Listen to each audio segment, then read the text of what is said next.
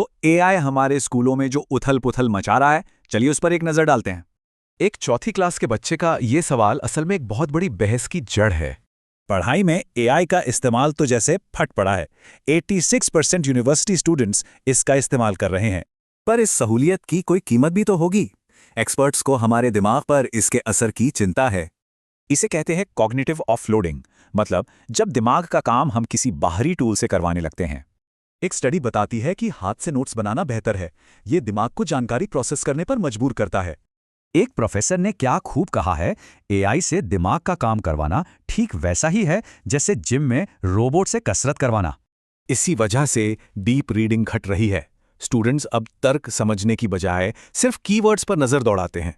और इसी से शुरू हुई है एक अजीब सी होड़।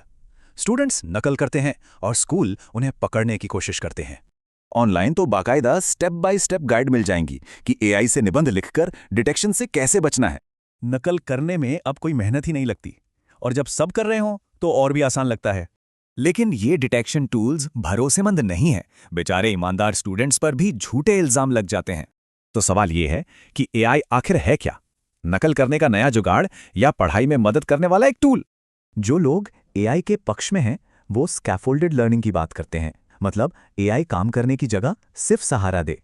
टेक्सास में तो एक स्कूल ने गजब का एक्सपेरिमेंट किया है। वहां मेन सब्जेक्ट्स एआई ही पढ़ाता है, टीचर नहीं। यहाँ इंसान बस गाइड का काम करते हैं। लेकिन $40,000 की फीस के साथ ये तो बस अमीरों के लिए ही है। तो अब हम उस बुनियादी सवाल पर आते हैं कि आखिर पढ़ाई का मकसद क्या है। कुछ लोग एआई की तुलना कैलकुलेटर से करते हैं, पर दूसरों का कहना है कि लिखना सोचना होता है, हिसाब लगाना नहीं।